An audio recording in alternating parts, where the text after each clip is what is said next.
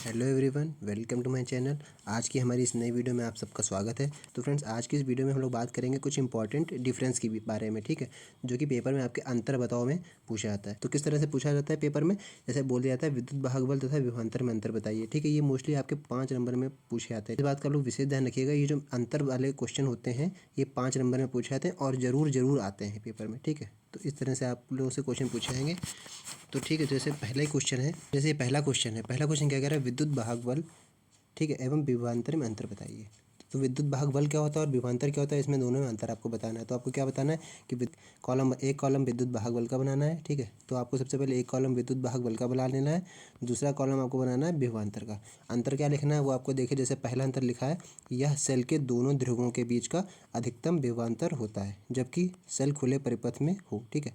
यानी कि जो सेल का होता है दोनों ध्रुवों के बीच का अधिकतम विभवांतर होता है, ये आपको विद्युत वाहक बल में लिख देना है। विभवांतर में आपको क्या लिखना है, विभवांतर में आपको लिखना है यह किसी विद्युत परिपथ में किन्हीं दो बिंदुओं के विभवों का अंतर होता है, ठीक है। ये आपका पहला डिफरेंस हो गया, ठीक है।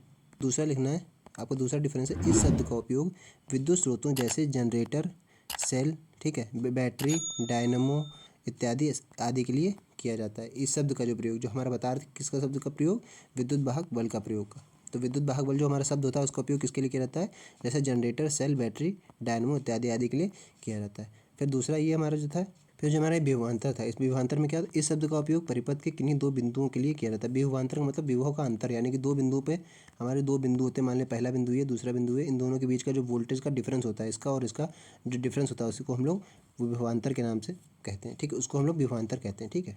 फिर थर्ड पॉइंट है, तीसरा पॉइंट है, विद्युत परिपथ भंग होने पर भी इसका अस्तित्व रहता है, ठीक है। ये आपको लिख देना है विद्युत वाहक बल में।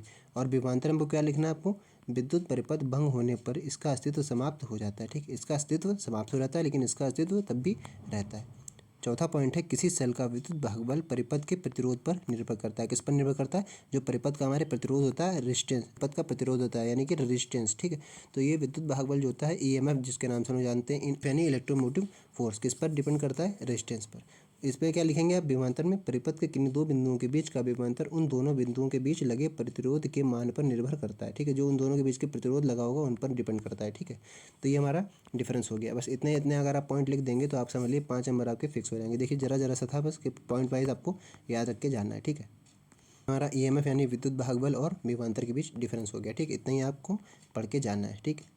फ्रेंड्स, अगला टॉपिक है, यानी कि अगला क्वेश्चन है जो कि आपसे पूछा जा सकता है। दूसरा क्वेश्चन है कि विशिष्ट प्रतिरोध और प्रतिरोध में क्या अंतर है, यानी कि इसमें भी अंतर आपसे पूछा जा रहा है कि विशिष्ट प्रतिरोध और प्रतिरोध में केवल अंतर क्या है, यानी कि केवल विशिष्ट प्रतिरोध और केवल प्रतिरोध में, यानी कि अलग अलग हैं दोनों, उसमें अंतर आप बताइए क्या है, कि किस प्रकार से दोनों अलग अलग हैं। तो क्या इसमें क्या लिखेंगे, विशिष्ट प्रतिरोध क्या है और प्रतिरोध क्या है। तो विशिष्ट प्रतिरोध का कॉलम अलग बनाएंगे और प्रतिरोध का कॉलम अलग बनाएंगे, ठीक है। यहाँ पर क्या है, पहला पॉइंट लिखेंगे, किसी पदार्थ के एकांक अनुप्रस्थ काट वाले एकांक लंबाई के तार के प्रतिरोध को ही उसका विशिष्ट प्रतिरोध कहते हैं, ठीक है। प्रतिरोध में आप क्या लिखेंगे, कोई चालक तार धारा के मार्ग में जो अवरोध उत्पन्न करता है उससे उसका प्रतिरोध कहते हैं, ठीक है। रेजिस्टेंस का जो काम ही होता है ये, ठीक है, मार्ग में अवरोध उत्पन्न करना, ठीक है, तो इसको हम लोग प्रतिरोध कहते हैं, ठीक।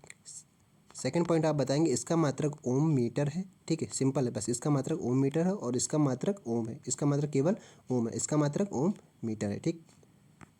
उसका तीसरा पॉइंट है, यह तार के अनुप्रस्थ काट और लंबाई पर निर्भर नहीं करता है। ये जो विशिष्ट प्रतिरोध होता है हमारा, ये तार के अनुप्रस्थ काट और लंबाई पर निर्भर नहीं करता है, ठीक। और प्रतिरोध क्या होता है, यह तार के अनुप्रस्थ काट और लंबाई पर निर्भर करता है। ये जो होता है ये अनुप्रस्थ काट और लंबाई पर दोनों पर निर्भर करता है, ये निर्भर नहीं करता और ये करता है, ठीक। इतना आपको बता देना है।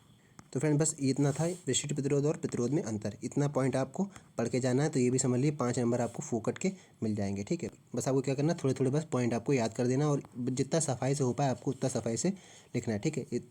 इससे क्या होगा, एग्जामिनर पर भी अच्छा इंप्रेशन जाता है, ठीक है, तो कि मतलब बच्चे को अच्छा खासा पता है इसके बारे में, बस आपको इतना बताना है, ठीक है। और भी तो फ्रेंड्स, अंतर वाले टॉपिक अभी और भी हैं, कमेंट में आप मुझे बताइएगा इस तरह की वीडियो आपको और चाहिए, ठीक है, तो मैं इस तरह की और वीडियो आपको बना के प्रोवाइड कराऊंगा। अंतर वाले क्वेश्चन में 2 क्वेश्चन थे जो कि इंपॉर्टेंट, इस पर मैंने वीडियो बनाई है। और अगर अभी आपको और भी चाहिए तो आप कमेंट में इसको मुझे बता सकते हैं, ठीक है, कि आपको वीडियो कैसा लगा। आप ना कोई सजेशन देना चाहते हो तो आप बता दीजिएगा, ठीक है, मैं इस पर भी और भी वीडियो बना दूंगा। तो फ्रेंड बस आज की वीडियो में इतना ही, मिलते हैं नेक्स्ट वीडियो में, तब तक के लिए जय हिंद।